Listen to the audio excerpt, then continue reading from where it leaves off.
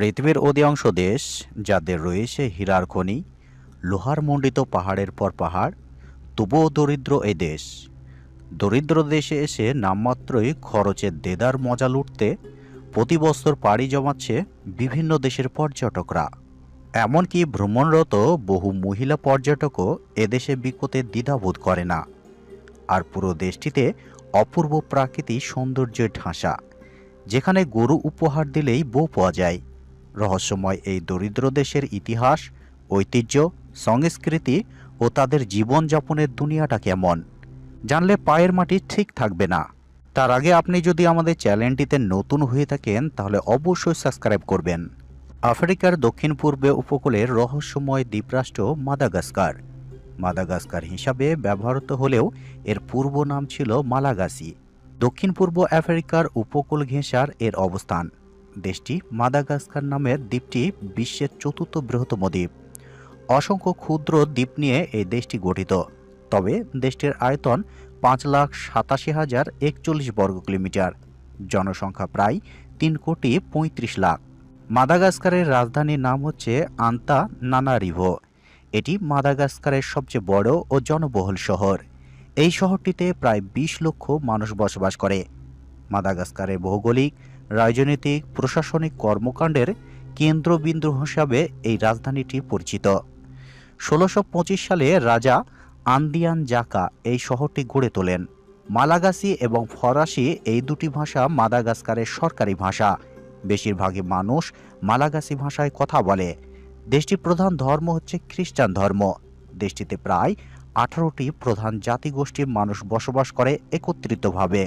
1960 সালের আগে মাদাগাস্কার মালাগাসি হিসাবে সবার কাছে পরিচিত ছিল। 1960 সালে 26শে জুন মালাগাসি ফ্রান্স থেকে স্বাধীনতা লাভ করার পর এর নাম পরিবর্তন করে রাখা হয় মাদাগাস্কার। মাদাগাস্কার আফ্রিকার অন্যতম দরিদ্র দেশ। এ অঞ্চলের লোকেরা দুর্বল স্বাস্থ্যসেবা, দুর্বল শিক্ষা ব্যবস্থা, অর্থনৈতিক সমস্যা এবং অপুষ্টিসহ নানা সমস্যার মুখোমুখি করে। দেশটিতে বিয়ের পর হবু বর কনের পরিবারকে উপহার হিসেবে নগদ অর্থ, ভেড়ার মাংস বা জেবু নামক একটি গরু প্রদান করে। এছাড়াও বর তার হবু স্ত্রীকে ঐতিহাসিকবাহী সিল্কের চাদর উপহার দেন, যা তাদের মিলনের প্রতীক থাকে। মাদাগাস্কারের মানুষের প্রধান খাদ্য হচ্ছে ভাত। দিনে অনন্ত 3 বেলা ভাত খাওয়া তাদের একটি ঐতিহ্য এবং অতিথি আপ্যায়নের ভাতের ভূমিকা অপরিহার্য। মাদাগাস্কারে প্রায় 4 রকম প্রজাতির কচ্ছপ আছে। এর মধ্যে সবচেয়ে পরিচিত আর বড় আকারের কচ্ছপটির নাম হচ্ছে প্লেসিয়ার কচ্ছপ। মাদাগাস্কারের ব্যাঙ আছে যা প্রায় 300 রকমের। মাদাগাস্কারের সমুদ্রে সুন্দর সুন্দর প্রচুর মাছ আছে। মাদাগাস্কারের ঐতিহাসিকবাহী সঙ্গীত ও নাচের মধ্যে সালেজি খুবই জনপ্রিয়। দুর্বল অবকাঠামো, শিক্ষার অভাব আর পুষ্টিহীনতা সহ নানা কারণে দেশটিতে 69% মানুষ আন্তর্জাতিক দরিদ্র সীমার নিচে বসবাস করে। এছাড়া প্রাকৃতিক দুর্যোগের কবল থেকে যেমন যে কোনোভাবে রক্ষা মেলে না মাদাগাস্কারের। খরা, বন্যা ও প্রলয়কারী মহামারীর কারণে দেশটিতে নিরাপত্তাহীন পরিবেশের সৃষ্টি করেছে। সেই সাথে আছে দেশটির দুর্বল অর্থনৈতিক একটি বড় কারণ, দরিদ্রতা, সংকট। তবে এই সব কিছু হার মানাবে মাদাগাস্কারের প্রাকৃতিক সৌন্দর্য, এবং এই সৌন্দর্যের টানে অনেক পর্যটক সেখানে ছুটে যান। আর এই পর্যটক খাত থেকে দেশটিতে রাষ্ট্রীয় মৌলিক আয়ের একটি বড় অংশ অর্জন করে। এখানকার গ্রামীণ জীবন সম্পূর্ণ প্রাকৃতিক ও ঐতিহাসিকবাহী। অধিকাংশ গ্রামের মানুষ কৃষি ও মাছ ধরার উপর নির্ভরশীল। মালাগাসি এবং ফরাসি ভাষায় এদেশের গ্রাম অঞ্চলের আদিম প্রাকৃতিক ছোঁয়া দেখতে পাওয়া যায়। গ্রামে মানুষের প্রধান পেশা কৃষিকাজ। বাহির্বিশ্বের আধুনিকতা থেকে দূর হলেও এখানকার গ্রামীণ মানুষ অত্যন্ত অতিথিপরায়ণ। বেশিরভাগই মালাগাসি নারী গ্রামীণ এলাকায় কৃষিকাজের সাথে যুক্ত। তারা অত্যন্ত পরিশ্রমিক, অতিথিপরায়ণ এবং সহজ সরল স্বভাবের হন। পরিবারের প্রতি তাদের অগাধ টান থাকে এবং তারা পারিবারিকভাবে অত্যন্ত দায়িত্বশীল। দরিদ্র থেকে এসে নামমাত্র খরচের দেদার মজা লুটতে প্রতি বছর পাড়ি জমান পর্যটকরা। ভ্রমণরত বহু মহিলা পর্যটকও এদেশে বিকোতে দ্বিধাবোধ করে না।